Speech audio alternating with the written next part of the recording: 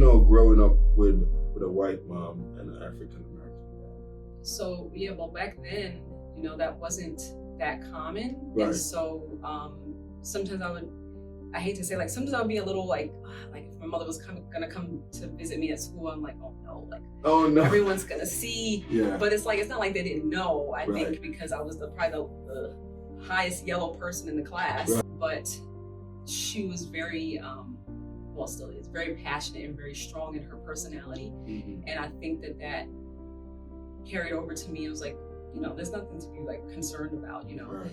And but I got called names like Oreo and like things like that. And Oreo. like 'cause I was black and white, Right, half okay. breed, or like mutt and stuff like that. And it was like, so there were times like I didn't really feel accepted probably by either race. Mm-hmm. But I always define myself as a mixed girl, Right. a mixed woman now, Yeah. and I always feel like I identified very wholly with that.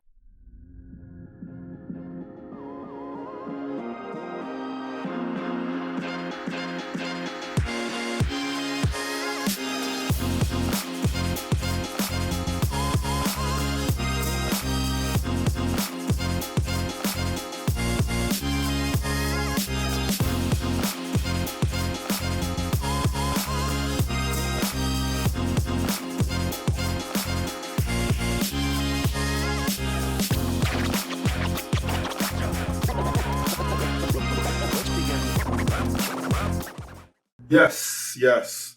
Welcome to another episode of Stories to Create podcast right here at EOS Club. I'm your host, Cornell Bunting. I am so excited right now because finally, world, you guys get to hear from the voice that you guys are like, who is that beautiful intro of your show? She is here, people. She is a woman of so much talent, poetry. She's even in the medical world. But I just want to introduce her to you guys as Dreeme. Welcome. Thank you. I'm so glad to be here finally as well. Long time coming. Long time coming. This is good. You recently was out of state. Where were you? Let me see. Last place I was Atlanta. Atlanta. Okay. Yeah, okay. for skate-a-thon. Man, you under skating. Yeah. Actually, when did you start skating? So I started skating when I was a child. In New York, I would skate, but it was just like to get places. Like, ooh. But then, during COVID, Yeah. I started seeing people on social media take up skating, and I was like, I should get some skates and start skating again. So I did that, and I went to the local rink and joined this group and started learning how to actually like dance skate and rhythm skate. And it's a big joy of mine. It's a stress reliever. It's good for exercise. And I enjoy it. I mean, a lot of good people. I like that. So normally what we do with our guests on the show, we take our listeners back. So we want to take our listeners back to the you before Dreeme. Like, who is Dreeme before Dreeme? Like, where you were born, grew up, what was that upbringing? Okay, so, I was born in Brooklyn, New York. Okay. I'm a big representative of Brooklyn, as everybody who knows me knows. But yeah, I was raised in Brooklyn, New York, okay. In Crown Heights. Crown Heights, Brooklyn, yeah. How close is that to Flatbush? Pretty close. It's like maybe a 10, 15-minute walk. Okay, yeah. okay. So, I was a good little student, and but a lot of times I would get bored in classes. I think I felt like my brain was always moving faster than the teachers. Okay. And so while the teachers were giving their lectures and things like that, I would be writing in the back of my notebook. Oh my goodness! Writing poems and stories. So you was kind of a rebel, or not really? A little bit. A little bit. In case my mother hears this, later on I became that. Maybe it wasn't a great thing in some ways, but yeah. This is good. So you had a lot of friends back then, like in school, where you made trouble with, or not really? No. I was a loner. I felt like a lot of people didn't really get my way of thinking, Uh-huh. and it was very kind of abstract. So I had like maybe one or two close friends, but generally I kind of did my own thing. Oh wow! Yeah. Mm-hmm. So you ate lunch and all that stuff by yourself? Well, I had friends for those things. Okay. Like I had people I would sit with, like my associates, but people I was really hanging out with was kind of like, I was like kind of doing my own thing. Okay. Yeah. I like that. So you did elementary, middle school, high school in New York. Mm-hmm. I did all of my schooling there, and in junior high school, like my major was dance, and that was a big thing for me, a big passion of mine. I wanted to go to LaGuardia High School, which is a school for performing arts, but I didn't get in. Okay. And so then I was like, okay, I'll just pursue the health field, and so I went into a high school for health professions. Right. And that led me to my profession now, but my passion was always the arts. Yes. Always arts. So you got into dancing. Well, I mean, how extreme does the training get? Like when you get in to figure out which style you're gonna be using. Well, the class that I was in New York in my junior high school was intermediate repertory. So it was like all different kinds of dance. We had African, classical, jazz, modern. All of that was in that that area. So I got to be exposed to all of that, and then I even got to dance with Alvin Ailey Dance School for some time. Yeah. Wow. Mm-hmm. Yeah. Which style would you say is your favorite? Probably, I'd say modern. Yeah. And then maybe African. Okay. Yeah, because I tend to lean a lot towards Caribbean music because my stepfather was Trini, so so I feel like I was raised a Caribbean child. You mix in a little bit of that Caribbean blood in you. Wow. In a way. Now, in Brooklyn, because you do have somewhat of a Trini society up there, too. Oh, yeah. Right? Well, my neighborhood was all Caribbean. Like, my mother's from Scotland. Okay. She was, like, the only person of Caucasian descent in the neighborhood. Like, I was the only kid with, a white mom. Wow. So, and all my neighbors were Jamaican, Trini, Guyanese. Yeah. So I would come home and smell like curry chicken cooking elevator, and like that was normal. Yeah. So I feel like I was, raised more that than African American, which my father was. Right. So. Wow, that is amazing. So you've kind of learned a lot of that Caribbean culture from early. From early, yes. Ooh, so you learned to cook as well. Yep. Mm-hmm. What? Yeah. Yep. And so, like the Labor Day parade, the West Indian Labor Day parade was right up the street from my house. So, so it's a big Caribbean influence in my life. And even up to now, like my favorite music is Caribbean. It's like soca, calypso, reggae, dancehall. Wow. Yeah. That's my favorite. I like that. So what would you say is your favorite food to cook? Probably be Caribbean food, like Trini food and or like soul food. Okay. I don't eat meat, so that's a little harder to do. I have to try and find alternatives, but sometimes I just have that taste for like some curry chicken and dumplings or some kalu, and that's what I'm making. She said the dumplings, people. Yep. This is good. You know, yeah. So you're in dance, and you kind of took a liking to it, and so was there any college or? So not at that point. Mm-hmm. I didn't even graduate high school. That's where my rebellion probably came in. I was like, I got very bored in school, and I was like kind of just, and it's not like I was doing anything bad, but I just didn't want to go to school. I see. And so I didn't graduate, and I got my GED. Okay. And then I went into school for nursing. Oh, okay. Nice. Now, because you're in the medical world right now, but at what point did you decide, you know what, I'm leaving New York, I'm moving to Florida? When I would watch the Weather Channel and see that we were always like 40 degrees less than Florida. And I was like, I knew I was not meant to live in a cold climate. At least at that point in my life, I was like, I liked heat. And so I would visit like mostly the East Coast of Florida often. And I was like, I got to figure out a way to get down there. And then I came down, and I like hot weather. Yeah. New York has a lot more to do. Right. But the heat. The heat is here. Yeah, I like that. You need to be around the heat. Yeah, I like that. I like that. What was, growing up with a white mom and an African American dad? So yeah, well back then, that wasn't that common. Right. And so sometimes I hate to say, like, sometimes I would be a little like if my mother was gonna come to visit me at school, I'm like, oh no, everyone's gonna see. Yeah. But it's not like they didn't know. I think because I was probably the highest yellow person in the class. But she was very still is very passionate and very strong in her personality. Mm-hmm. And I think that carried over to me. I was like, there's nothing to be like concerned about, Right. And but I got called names like Oreo and like things like that. And Oreo. because I was black and white. Right. Half breed or like mutt and stuff like that. And it was like, so there were times like I didn't really feel accepted probably by either race. Mm-hmm.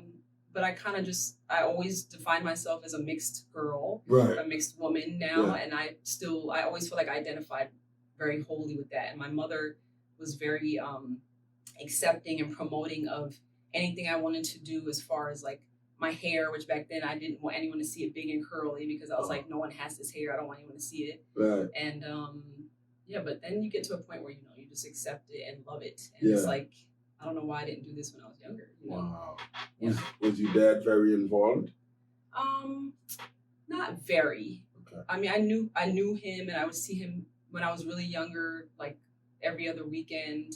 But as I got into my teenage years and I was like hanging out with my friends, so I didn't really see him as much and stuff like that. But but he was very promoting of like your natural hair and being very natural and stuff like that. And he was a musician and writer as well. So he had a lot of influence on me in that regard. Oh, that's beautiful.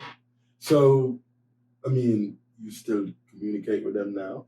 Well, my mother, my father's dead. Oh, you dropped out. Yeah, okay. he died in 2004. Wow. So I don't obviously get to communicate with him. Right. But he was a baby. Yeah. Wow. But my mother I talk to all the time, and I'll be seeing her actually in 2 weeks. So she is still in New York. Yeah, she's still in Brooklyn. Yeah. Okay. Same place I grew up in. Yeah. Mm-hmm. Wow, that is a beautiful thing right there. So now you're in Florida. You're liking the weather and all that stuff. What was your first move as far as work goes? So once I graduated, I knew I wanted to work in a hospital. Mm-hmm. The like a typical 9 to 5 didn't appeal to me. I wanted to work like 3 days, like 3/12s, like we do, and have time off to do the things I was really passionate about, like the arts and my writing and things like that. So, so I went to the hospital and I was on a rehab unit for about 11 years, and I actually just switched a few months ago to a step-down ICU unit. Wow. And it's been good for me. When you say a rehab unit, does that mean like people that is in rehab? Yeah, they were in rehab for like strokes, brain injuries, post-trauma, spinal cord injuries, hip and knee replacements, that kind of thing. So it was really, what was nice about that unit was that people were at the end of their stay usually, like where they were about to go home or go to a lower level facility. And I got to really see them progress well in the time that I had them. And I built a lot of good friendships there. It was like a family to me. And so it was a big deal to go, but it was like time for me to learn some new things. Well, what's the one unique case that you can think of in that time span that you... Well, there was a gentleman that he was quite young. He was in his early 20s, and he had Guillain-Barré. It's like this progressive neuromuscular condition that sometimes you can get it from like a flu shot. Wow. And he came in not really being able to walk because you're like paralyzed from the feet up. Wow. And it can be life-threatening if it reaches your respiratory muscles because that's what you use to breathe. But it didn't reach that for him, and he couldn't walk well. And within about maybe 2-3 months, he was able to walk out with a walker. And so those kinds of things make the job rewarding. Yeah. There's obviously, negatives to being in a hospital, but generally especially on that unit, I got to see a lot of rewarding cases. Yeah. Is there anything you say to yourself in the morning before you go to work, knowing what you got to deal with for 12 hours? Something interesting that I do on my Snapchat, I do this thing called the pre-work prep. Okay. And I just play very uplifting music, and I just blast in my car and just like sing and kind of dance. Yeah. And then I'll like might say a little message like, I'm going in here to help these people. Like, I might be the only positive thing for them that comes out of being in a hospital, because nobody wants to be in a hospital unless you're there to have a baby or some elective procedure. Right. This is a negative time for these patients' lives and their families. So whatever I can do to make that even just a little better and be like, I had a great nurse. Yeah. That's what's important to me. I like that. Yeah.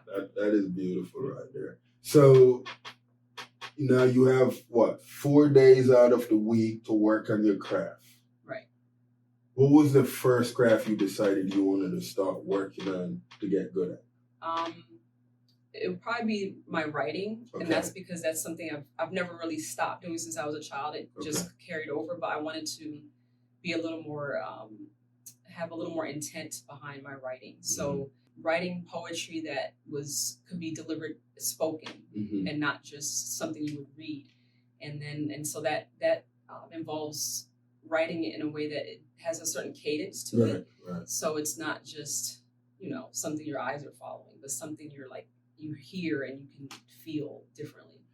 Would you say if you find yourself in a moment where you really want to vent, you just go to writing out all that? Yes. Writing, I think, has always been for me like a release. That, along with music, has always been something that I use. It's like it's reflective of a lot of usually what's going on in my life. Sometimes it's inspired by my own experiences, friends' experiences, something I might read or watch. But writing is something I really wanted to get better at, and I felt like I was good at it, but not where I wanted to be fully. So I started doing more of that. And then I always wanted to have a podcast too, so that was something I kind of looked into as well. That is lovely. Now you have this eye to capture moments or vibe. What put you in the headspace to wanting to do something like that? Like, what do you mean exactly? Like when you start taking photos of just different my photography. So I can't even tell you what inspires. I might just be walking. Yeah. And I'll just see something. I'm like, oh, this I have to capture this moment. Is something I felt and I want to be able to look at again. Okay. And like other people should see this. Right. And so that's or the light is hitting this a certain way, or look at that shadow, or something like that is what kind of inspired me with my photography. That is amazing. Now, with you being here, your mom there, did you guys ever like communicate quite a bit, like once you got into the medical field? Yeah, well, we maintain pretty good communication. Sometimes on my way home, my mother usually likes me to call her on the way home from work, and that sometimes is like my decompression time. And so I'm like, I'll try to do it, but sometimes she wants to have heavier conversations than I want to, and after spending like 12 hours, giving care, it's kind of like I just want to listen to music and be silent. I don't want to talk, man. But then I also, want to value the time that I have with her, because there could be a time I won't be able to get that call or give that call. So then I think that too, and I'm like, well, I can get my decompression later. I'll figure it out. Wow. Was there any siblings?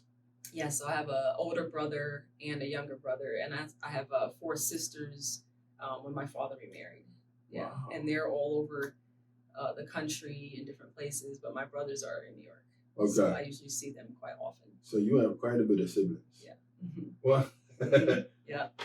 So you 2 brothers, though, you grow closer with them. Right, because I was raised in the same house as them. So so we're very close. Was it very protective of you? Yes. Yeah. Yeah, even my younger brother, which is funny because, when I was growing up, I was his protector. And I still feel like I am, because I'm his older sister. Yeah. But there's certain things that he'll be like, oh, I don't know if I want you to do that. Or I'm like, what are you saying? Like, I'm older than you. But it's just the brother in him, Yeah. And then my older brother, yes, if I have any issues with anyone, he's like, what do you want me to do about it? Like, just let me know. I'll take care of it for you. Wow. Yeah, he's very protective of me. When did parent happen? When did parenting happen? Like, you mean as far as age? No. Yeah, when you became a parent. So in my early 20s, Okay. yeah, is when I had my daughters, and they're big Daughters. Yeah, I have two. So you have two daughters. Two daughters. I know you guys are looking right now and be like, she don't even look like.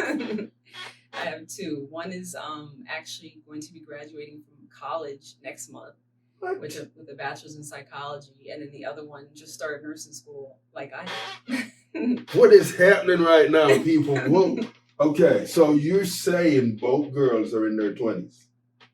Well, one is 19. One's 19. Yeah, the other one's 22. 22?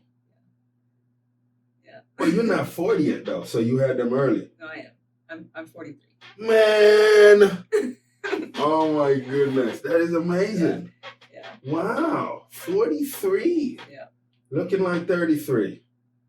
I guess. I still feel like probably 28. Like, that's what I feel like. Yeah. I feel like I'm even more active than I was probably in my 20s. Yeah. So for me, age is really just a number. Like, it's just a thing that changes as the 365 days go by. Yeah. But I feel like I do more and more each year. Like, age doesn't mean anything for me. What one poem that you wrote that brought emotions?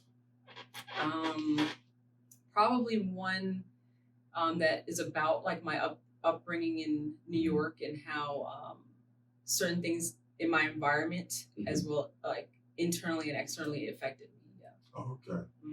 I mean, would you say that had to do with the kids that you thought were your friends, or? No, probably the neighborhood I grew up in, and it was a lot of drugs in the neighborhood at that point in the 80s in New York, and so a lot of violence at that point, and then just growing up with my father not being around and those kind of things. So I wrote a poem about that. I think I've delivered it once at an open mic event. Okay.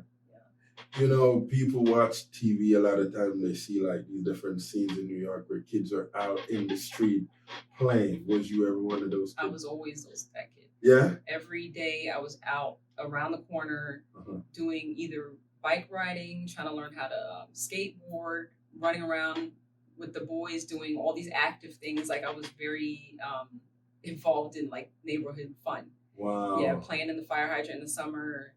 Yeah. I was never in the house. That's probably, carried over to me now. Like, I always say, like, back then I would kind of travel around Brooklyn. Yeah. And now I like to travel like around the world. Like, that's my, me as an older person, just doing the same thing. Growing up, like in your teenage years, what boy band stood out for you? What? Boy band. Oh, boy. Boy, I would maybe NSYNC. NSYNC, I guess.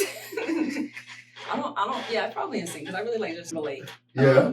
But I was more hip hop. Okay. Not as much boy bands and like. So you like the Biggie, the Nas. Yeah, but like more, or even like Tribe Called Quest. What? That was my favorite. You went far back as that. Yeah. Okay. You know, I keep forgetting that she's up in age. But Biggie, yes, because obviously, he's from Brooklyn. And I even got to meet him once at this mall in Brooklyn. Yeah, That's before awesome. they were big, him and Lil' Kim. Okay. And stuff. But yeah, Biggie, yes, I love. But Tribe Called Quest is probably like my favorite. Yeah. Yeah. Wow. Like they represent hip hop. They rep the hip hop. Wow. Yeah. Wow. Now you got this thing when you do your skating where what is that leg twisting? What is that called? Well, I don't know the name for it. That's not the name. It's just like I don't know, some kind of, it's like a crisscross something with I don't even know the name for it. The things that there are names for. Some of them I haven't completed. I don't feel accomplished in yet. Like the crazy leg, I've been trying to get that for like years. Yeah. But there's some moves that there's the G slide and things like that, and like the zero. Certain skaters will know what I'm talking about, but the crisscross, I don't know. It's Okay. just, If you get taken on a date, ice skating or roller skating, which would be more suiting for you or impressive? either one, but I'm gonna say roller skating because ice skating is cold. Yeah. But I do that as well. Yeah. Yeah, I've gone. I used to go ice skate every weekend in New York in the winter. So now you're good on the blades. yeah, I'm better on the blades on ice skates because of roller skating though. Okay. Yeah, because now I've gotten a lot more comfortable on on wheels, so the blade is not as big of a deal. Wow. You know, I've always had people ask me, like, why is females okay with an alpha male? What would you say on that? I think the confidence they generally display, their ability to handle things without you having to be concerned about it, their assertiveness, usually a gentleman-like quality, responsible, probably those things. But what's funny is, the other day I had made this post and someone commented and said that they think that I like, it was some other kind of description of a male that was like not alpha, but something else. And I'll have to think of it and get back to you. But it was like, I looked it up and it was actually seemed a little better than the alpha. That was better than an alpha male? In a way, yeah. Wow. Yeah. Okay. I don't remember what it was. That's the problem. But yeah, it was like, it was sometimes the alphas based off of what I read and as opposed to this other one could come off more like they want attention more than a woman would like. Right. And I think it was a post about like where they say that general, say if you saw a man sit in VIP and he's with a bunch of girls and he's looking at you, and it said that the woman would generally be drawn to this man because he's surrounded by all these girls, but yet he's looking at you, and it seems like, oh, like you made the cut, kind of, but and a woman wants. It said a woman would want a man that a lot of women want, right? And I can understand, like I said in my post, I can understand the logic behind that, but that also could pose issues. Like later on, it's like, why was he surrounded by all these women and things like that? So I said, I'd probably be more drawn to the man sitting alone, just observing the room, not necessarily sitting with a bunch of women. Right. And that would be more attractive to me than that. Right. So that was what the post was, and somebody commented about this other label that wasn't alpha, it was something else. You know, I've heard like arguments around that type of conversation, and to a lot of female defense, they're saying like guys that no one is around, something could be wrong with them. Like why is no one talking to him? And I like, that's why I said I can understand the logic, because it's like, why is he sitting all alone? Yeah. But I think it's also shows his confidence that like he doesn't need to have anyone around. Right. It's not like he's sitting there looking like, like withdrawn. Right. That's one thing. But if he's sitting there, sitting up, his posture's well, he has a drink or whatever, and he's just sitting, just watching. It's also his demeanor. Right. Not just, he's just sitting alone. It's just, I would be observing too, like, why is he sitting there alone? Maybe I would be looking at the same thing, but I don't think I would think something's wrong with him. Right. But just how is his posture and demeanor, like I said, while he's sitting there by himself. Movie night. What one movie would you go to? Interstellar. That's one of my most favorite movies, which I'm actually going to watch soon because I watch it usually twice a year. Yeah.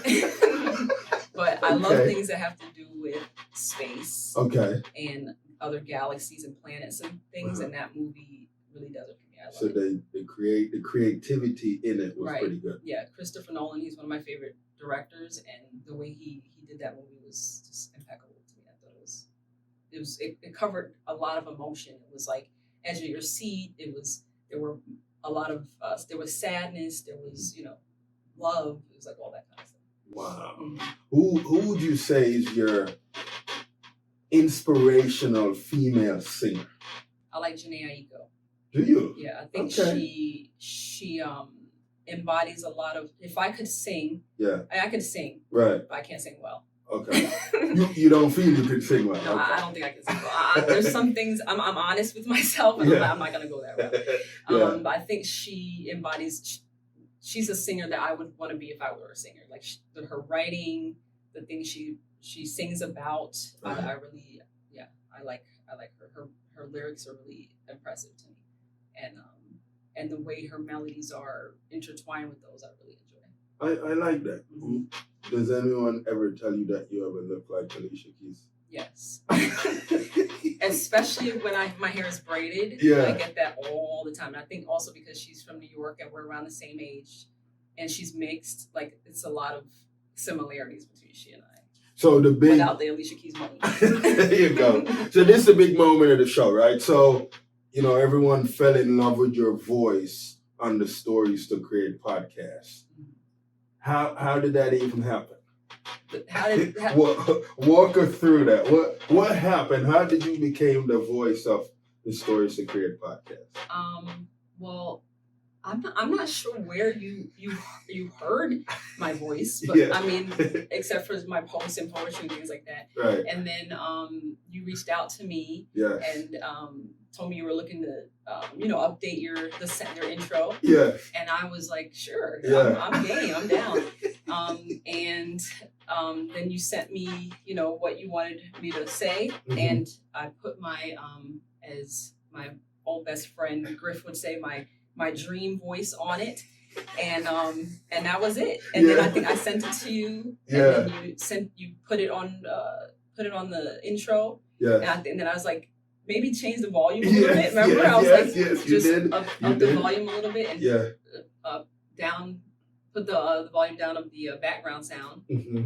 and then that was it. And then I listened to it. I was like, it was great. Yeah. I think it really enhanced what you're doing. Yeah. That was beautiful right there. Yeah. So, you're on the show. Of course, our listeners are going to be like, okay, you're going to have her do one of her pieces. Do you feel like doing one of your pieces? Yeah, I can do one. Okay. Do you have a preference, like what kind of theme you want it to be? Well, if, let's see, we're going into a festivity. Well, we're in festivity month, and then we're going into another festivity month. So I think it's really like the good vibe. Good vibes. So one of the vibe that you're in. Give us a vibe you're in when you're going to work. Like before you go to work, like okay, today I got to do 12 hours. This is the energy I'm trying to go in with. Let's see. So a lot of my poems they're like either like about love, or like say you see someone that you like, you catch a vibe with. Ooh. Maybe I'll do something like that. Catch a vibe, yes. Let's catch a vibe. Okay. So this one is actually called Caught Your Vibe. Mm-hmm. I caught your vibe. I can't lie. Even with your light-handed throw, I caught it. Thought I should let you know. I had to. Now, can I have you? May I use my literary tongue to entice you? Have you ever been on a mind trip, or would you like to? Just let me know, love, and I got you. Food was meant to be shared, and my mind has a table for two, and I want you there. My palate is well seasoned, and for multiple reasons, it's you it wants to savor. I want to know your flavor. I want to know your dreams, and if they're about me, because if not, I'm sure I could make an appearance if you just let me. I mean, sleep is made for rest, but I'm sure you wouldn't contest it. I'll admit it, you got me open like a 7-Eleven, and if that's a crime, call me a felon, arrest me. Lock me up and throw away the key, because baby, it really won't matter. I feel like our connection goes beyond a cell. I mean, that's just what I gather.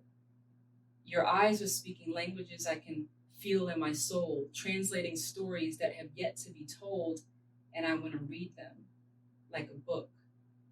Spend time on each page, travel into your soul with just one look.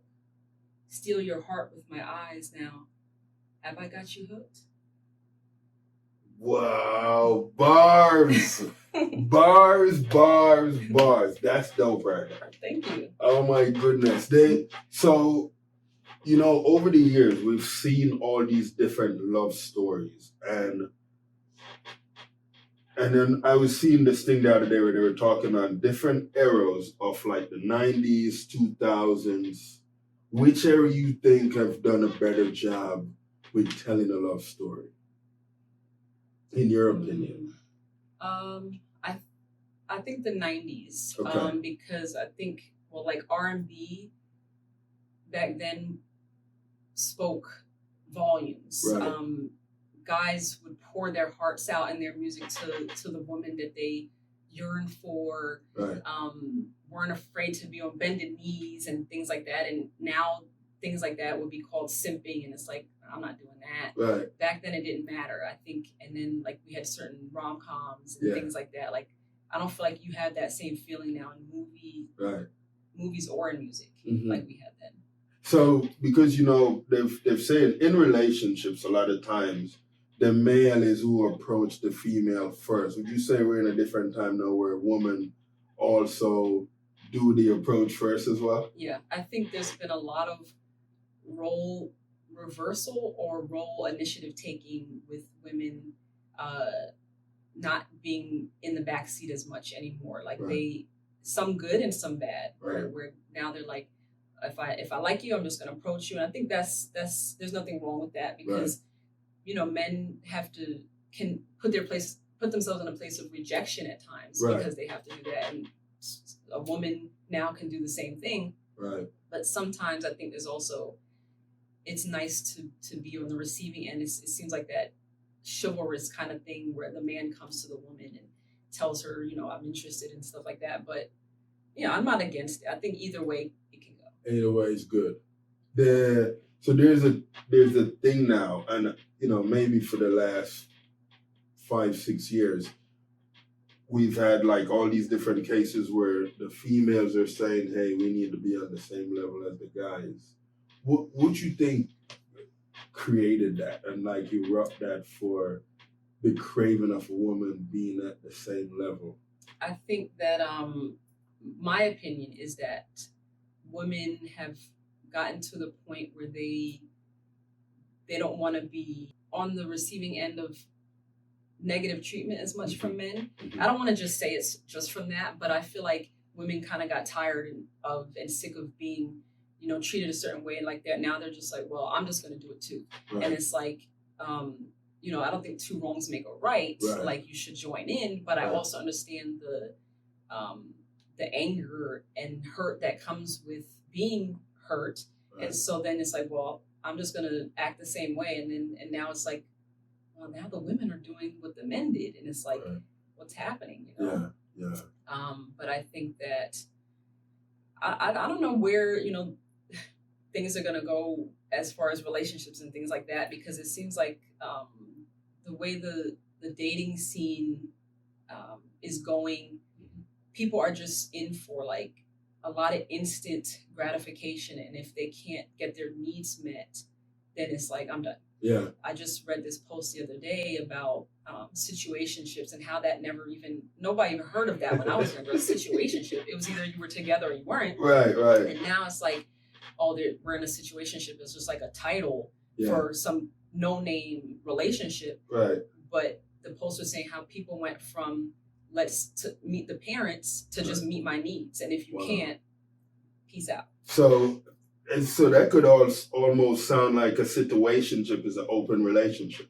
Yeah, because it's a situation. Like there's no no one knows what they are. So you can kind of do what you want, either one. Yeah. While there's feelings, while you're being intimate, but you're not.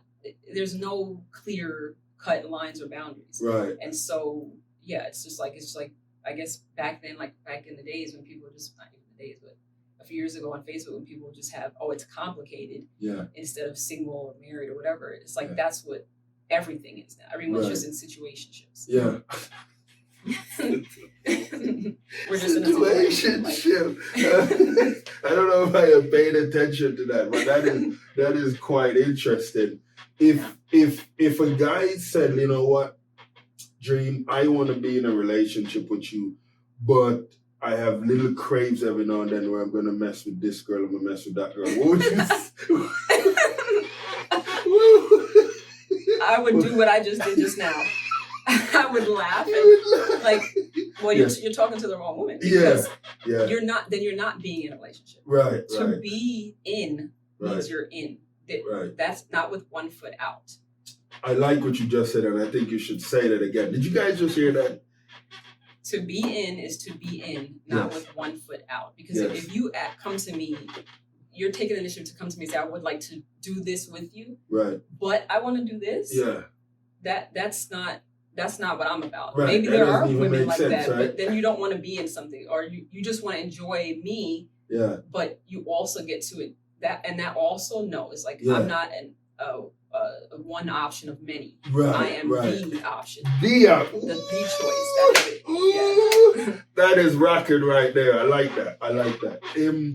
In where we headed right now, with everyone kind of understanding the language around inclusion and the different genders now, how do you feel we're doing? How do you feel society's doing with that right now? I think it's ridiculous.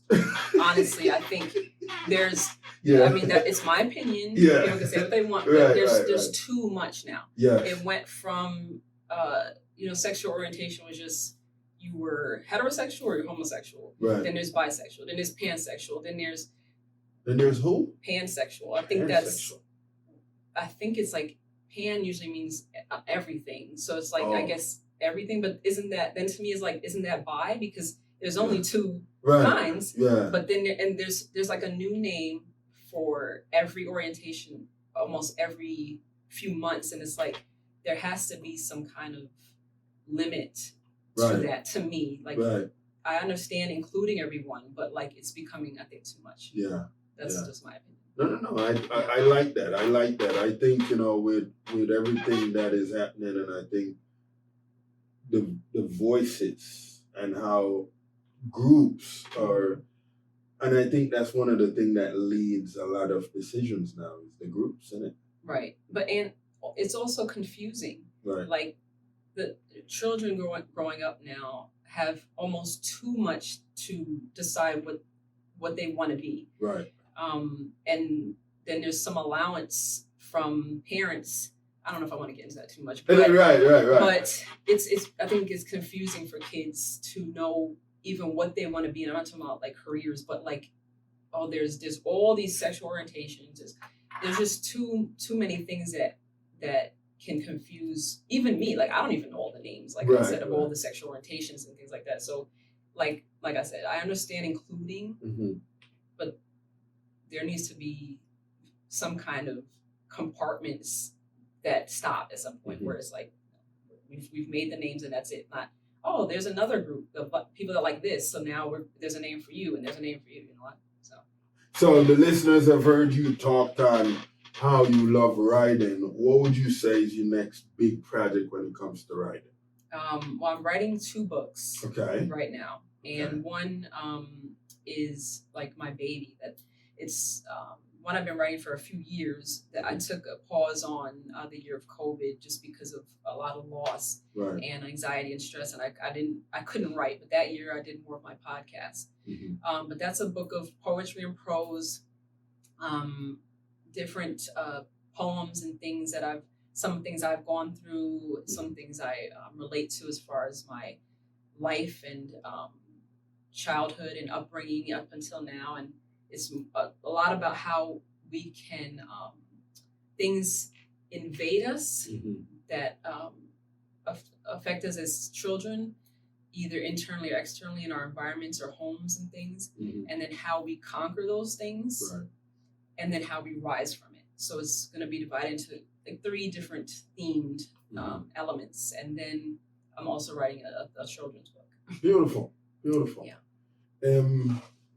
With the poetry aspect, when you do a stage performance, is there any type of preparation you do before you hit the stage, or you just hit the stage? A lot of deep breaths. I don't really like being the center of attention and being where everyone is just watching me. I'm better like one-on-one situations, but I do enjoy the deliverance of my my poetry. But so it's just I do like to memorize them. I don't prefer to hold my phone and look. I like to deliver it where I'm looking at my audience and connecting. And they also, when I memorize it, it gives me I can pace myself a little better. Right. So I kind of do that and just stay hydrated and just try to just relax myself because like I get a little anxiety with stages and things like that. But I like doing it. But that's kind of my preparation, just memorization and relaxation. What would you say to that little girl that writes a lot but don't feel like it's gonna go anywhere or don't feel like her voice is important or what she's saying is important? Keep writing, never stop, and you never know where it will take you. And just because others don't hear you doesn't mean your voice isn't loud. I like that. For listeners and everyone that want to find you, how can they find you? So on Instagram, it's just Dreeme, Dreeme. And then I have my website is dreamelife.com, so spelled the same. And then on all the places where you can hear podcasts, Dreamcast is the name of my podcast, so Dreeme cast. And then SoundCloud, I'm on there. I have an album that I did on there. And I think that's it. Wow, that is a beautiful thing right there. Well, you have created a story with us. You've created a few stories with us. This is good. There you guys have it. You can't say I didn't do nothing for you guys. You have heard the voice. Dreeme. I want to thank you for being on the show today. Thank you for having me. Yes, this was beautiful. Until we do this again, where you guys hear another unique individual with an amazing story right here and EAS Club.